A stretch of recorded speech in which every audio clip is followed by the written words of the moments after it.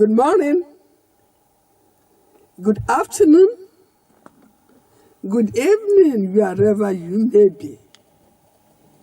This is Concerned Christians Outreach once again. I wish all my Christian listeners a Merry Christmas in advance. Today, as usual, I would like to deliver God's message and remind you that Jesus Christ is coming back the second time to take his anointed people to his everlasting kingdom. After he might have taken them to the sky, to his everlasting kingdom, there will be great tribulation in the world, great sufferings in the world. God is our Heavenly Father who loves us, who cares for us, does not want us to suffer. It is his wish that you and I should be with Jesus Christ in his everlasting kingdom. But God is very interested in how you manage your life. There is a record of everything. And managing your life starts from your home. Don't forget, God established the institution of marriage. So you can see why he's so concerned. My dear listeners, for some weeks, we've been talking about money, which is a serious issue of turbulence in many homes. And at times, it leads to divorce. And you know God hates divorce. If you go into divorce, are you sure you'll be able to go with Jesus Christ to his everlasting kingdom?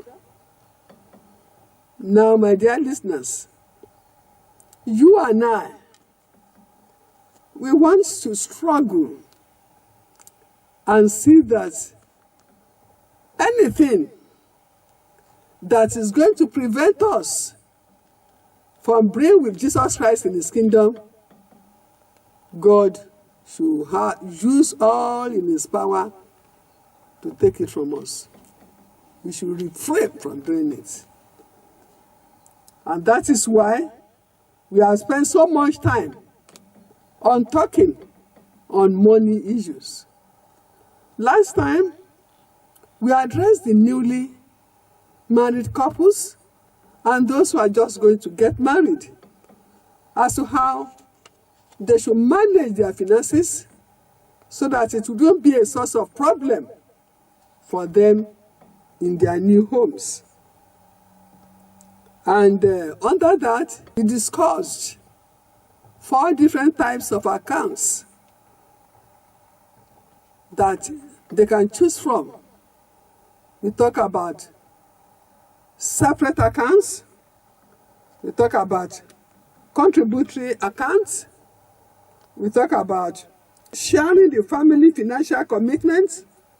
Then we talk about joint accounts. And we mentioned specifically that the joint account is in consonance with the wedding vows we make when we are tying the knot.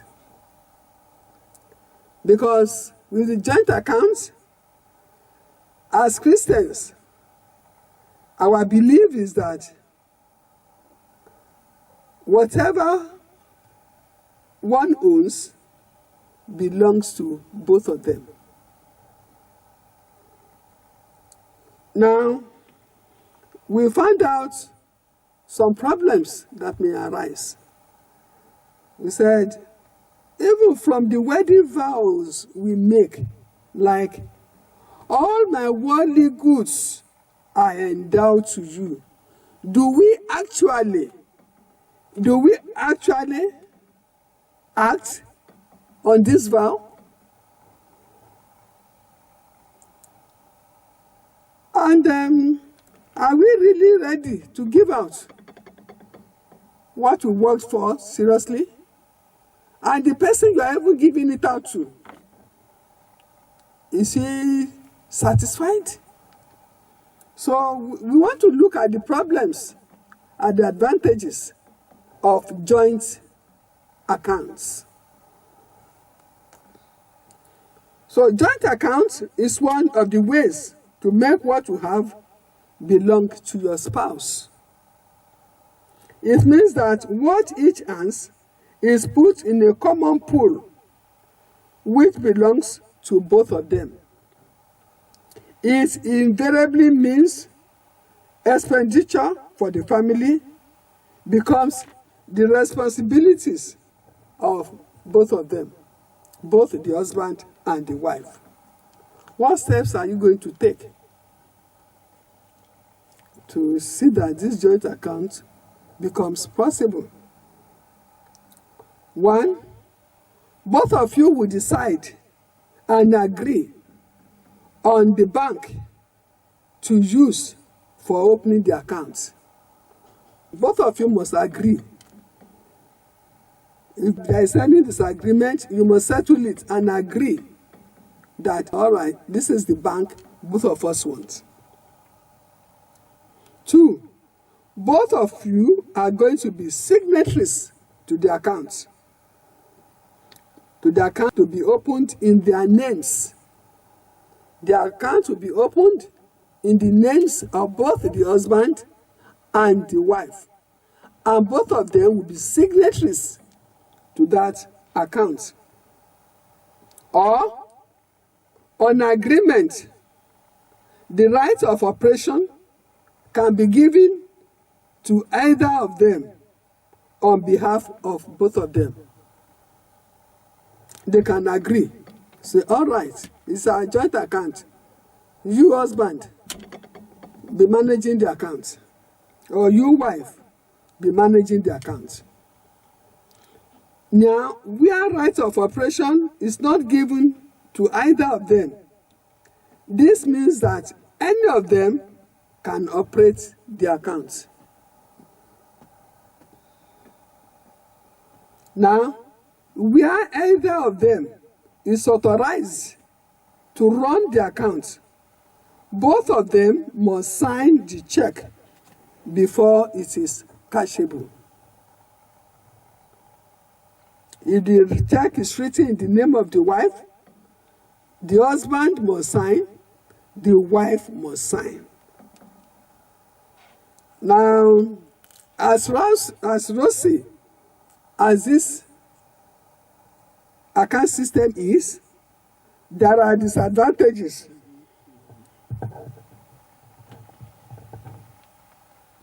One, where any of them can operate the account, there may be embarrassment if one has emptied the account before the other comes.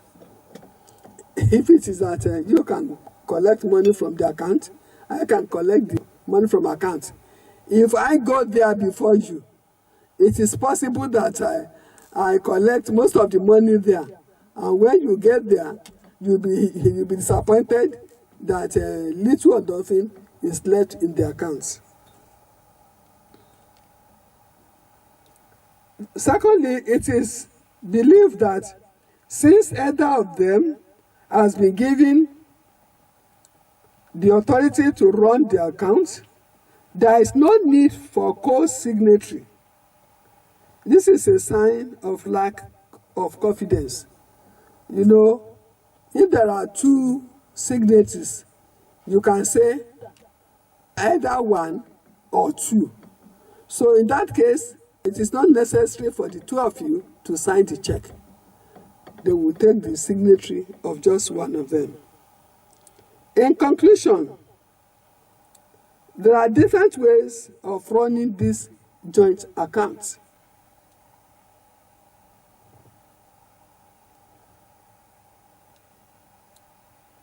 But let us look at the constraints. These are many, and if not properly handled, can ruin the family. 1, you cannot just spend anyhow without reference to your spouse. B, you cannot spend on your family without spending on your spouse's family at the same time. In order to meet family needs, you have to think of the following. You must not live above the income of the family. Prioritizing the demands of the family on the money, e.g., food, rent, including electricity, school fees, and others. You must pay tithes regularly. You must put aside a little money for emergency or as savings. Our observation is that handling the money varies from home to home. That is, this joint account. How they handle it varies from home to home. In some homes, it is the wife who keeps money for feeding and household costs. The man handles the rest. In another, the man acts as the auditor, while the woman spends money on agreed budgeting. But the man will be monitoring it. But there are problems associated with this joint account. Women suffer most. Husband spends without wife approval. Husband could be a spendthrift and even keeps extramarital home. At times, there are instances where the husband abandons his wife and goes away with another woman, leaving the woman in poverty. There is the fear of robbing the relationship of some fun and surprise. You cannot give surprise gift on birthday, since your spouse must know of your spending. There is also fear of you not able to buy what you like. In case of self-employed couple, it is difficult to know how much actually comes in. But there is nothing that has disadvantages that does not have advantages. Joint account has its own advantages. Money becomes a servant, not master. Spouses don't care if partners' contribution is smaller. They accept that what they have belongs to both of them. Then there is mutual trust. There is oneness, and this is known even by outsiders. What is given to you by one is from both of them. Children too know that that is done for them by one is by two of them.